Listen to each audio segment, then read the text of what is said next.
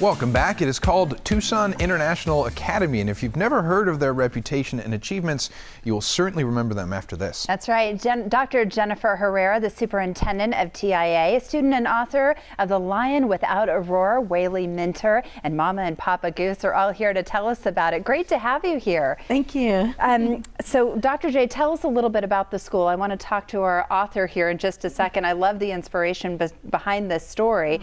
So tell us about the schools. People aren't familiar with it. Sure. We're 4 campuses here in Tucson, and we have kindergarten through 12th grade at each location.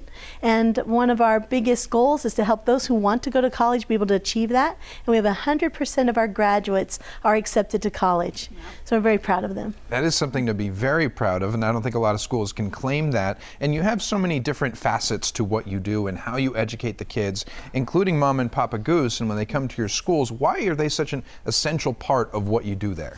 I think it's really important that if you're going to do education, that you do it authentically. And these are people who have not only put on a great amount of energy to bring something valuable to the kids in a unique way, but they also are regular professionals. Mama Goose is a certified teacher. Papa Goose is a certified electrical engineer. Plus, they come to the schools and they bring all their expertise in a way that the kids can receive it. And I think it's very powerful when they work with the kids because they are who they say they are, and they do it in a fun way. Yeah, and you can immediately connect with the children when they see you walk through the door. I would imagine that everything is locked in you and they're listening to every word that you say. What is your message of inspiration to the children at the school, and really all the children? Our message of inspiration, as I remember my first grade teacher, she would say, "Read, baby, read." And so that is what we inspire, that is what we want and encourage for our children, is to write books that would tap into their imaginations, and for them to say, you know, maybe I could write a book like that, you know, and to simply fall in love with reading. Papa Goose, you want to add to that? Yes, one of the things I would like to add to that is just that we have such a wonderful group of children that we've met, and they're so talented that we wanted to harness their talent at this age so that they can utilize that to fulfill the vision, as Dr. Herrera has called out, 100% college admission. And it's a wonderful opportunity to do that. Absolutely.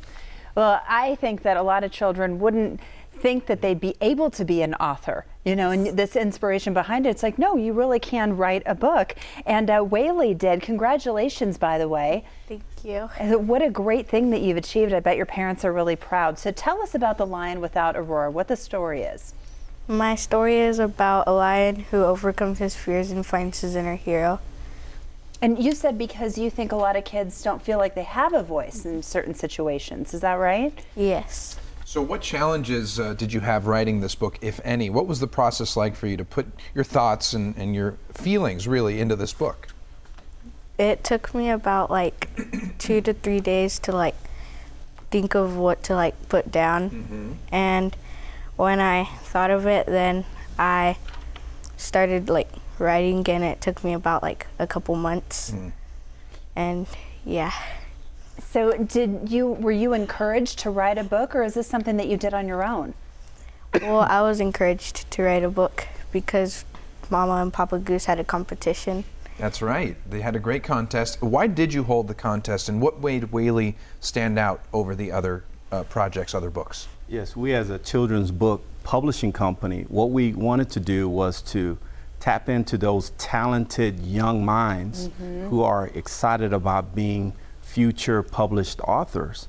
So we ran a contest, and to just look for that new perspective and new skill set that we saw and we observed during our visits to Tucson International Academy. And we wanted to offer that. And once we offered it, we had such a challenging time of selecting the best manuscript.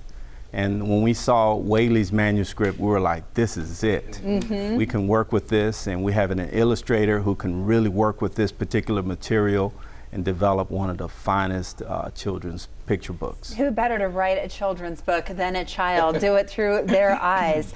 What are some of the feelings that you get when you crack open a book that one of these young children, kids have written? Is it surprising what you read?